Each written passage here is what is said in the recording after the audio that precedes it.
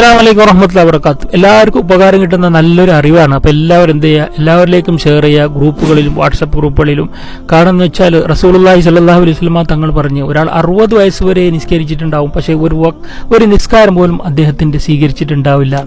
അപ്പോൾ സ്വഹാബികൾ ചോദിച്ചു, എന്താണ് റസൂലെ, എന്തുകൊണ്ടാണ് സ്വീകരിക്കാത്തത്? അപ്പോൾ റസൂലുള്ളാഹി പറഞ്ഞു, അവന്റെ സുജൂദും ശരിയായിട്ടില്ല, അവന്റെ റുക്കുവും ശരിയായിട്ടില്ല, അതുകൊണ്ട് നിസ്കാരം സ്വീകരിക്കപ്പെട്ടിട്ടില്ല. നമ്മളെ കുറിച്ച് ആലോചിക്കുക. നമ്മൾ എത്ര വർഷമായി നിസ്കരിക്കുന്നു? നമ്മളെ റുക്കു എങ്ങനെയാണ്, സുജൂദ് എങ്ങനെയാണ്? റുക്കുവിൽ 1 മിനിറ്റ് പോലില്ല, സുബ്ഹാന റബ്ബിൽ അദീം എന്തി. പിന്നെ സുജൂദിലേക്ക് പോകും, പാന്റിന്റെ ഇതൊക്കെ ഗ്യാപ്പൊക്കെ കാണുന്നുണ്ടാവും, നല്ലൊരു വസ്ത്രം ധരിച്ചിട്ടുണ്ട്, പിന്നെ കൈ നേരെ വെച്ചിട്ടുണ്ടാവില്ല, മുട്ടി ടച്ച് ആവുന്നുണ്ടാവില്ല, കൈനരിക്ക് കാലിന്റെ 2 ഇത് ശരിക്കും ടച്ച് ആവുന്നില്ല. അതുപോലെ കോഴി അരി കൊത്തുന്ന പോലെ ആയിരിക്കും സുജൂദ്, ഭയങ്കര സ്പീഡ്. സുബ്ഹാന റബ്ബിൽ അഅല, സുബ്ഹാന റബ്ബിൽ അഅല.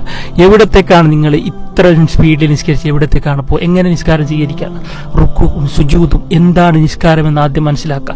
എന്താണ് റുക്കുവിൽ നമ്മൾ പറയുന്നത്, സുജൂദിൽ പറയുന്നത് നമ്മൾ ആലോചിക്കുക. സുബ്ഹാന റബ്ബിൽ അദീം, സുബ്ഹാന റബ്ബിൽ അഅല, സുബ്ഹാന റബ്ബിൽ അഅല. എന്നിട്ട് നമ്മൾ ഓടുന്നല്ലോ, നമ്മൾ വരുന്നത് റബ്ബിന്റെ മുന്നിലേക്കാണ്. അള്ളാഹുവിന് നന്ദി പറയാൻ വേണ്ടി റബ്ബിന്റെ മുമ്പിലേക്ക് വരുന്ന ഒരാള് സുബ്ഹാന റബ്ബിൽ അദീം, സുബ്ഹാന റബ്ബിൽ അല്ലാഹു നീ ബലി എനിക്ക് മാപ്പറന്നെ പോക്ക് അല്ലെ. നിസ്കാരം കഴിഞ്ഞിട്ട് സിക്റില്ല, ഒന്നുമില്ല, പിന്നെ പോയി വാട്സപ്പ്. അതിന് 1 മണിക്കൂറോളം നല്ല ക്ഷമയോടെ 2 മണിക്കൂറോളം ഇരുന്ന് നോക്കുന്നു. എന്തിനാണ് ഇങ്ങനെ നിസ്കരിക്കുന്നത്? ശാന്തതയോടെ നമ്മൾ നിസ്കരിക്കുക. നമ്മൾ സുബ്ഹാന റബ്ബിൽ അലീം വബിഹംദിഹി, അല്ലാഹുവേ നിന്റെ പരിശുദ്ധിയെ ഞാൻ വാഴ്ത്തുന്നു. അല്ലാഹ് റുക്കൂല് 3 അല്ല 6 പ്രാവശ്യം വേണം ചെല്ലുക. നേരെ നമ്മൾ കുനിഞ്ഞ് അള്ളാഹുവിന്റെ മുന്നിൽ കുനിയാൻ നമുക്ക് എന്ത് മടി?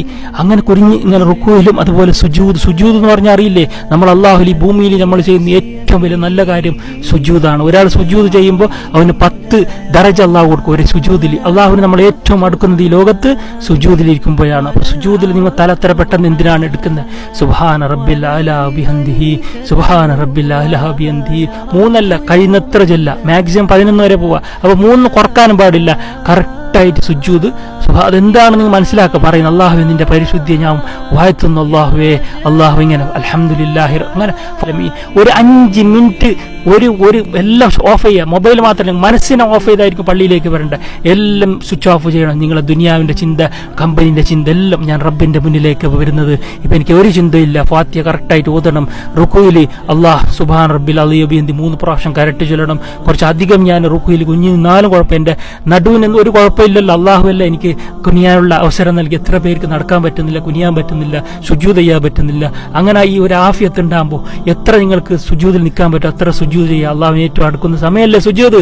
ഒരുപാട് നേരം നെറ്റിത്തടം വെച്ച് അങ്ങനെ വെക്കുമ്പോൾ നിങ്ങൾക്ക് ദറജ ഉയർത്തപ്പെടുന്നുണ്ട്. നിങ്ങൾ അള്ളാഹുവിലേക്ക് ഏറ്റവും ഈ ഭൂമിയിൽ നിങ്ങൾ ചെയ്യുന്ന ഏറ്റവും നല്ല കാര്യങ്ങളിൽ ഏറ്റവും നല്ല കാര്യം സുജൂദാണ്. അപ്പോൾ സുജൂദിൽ അങ്ങനെ നിസ്കരിക്കുക. നല്ല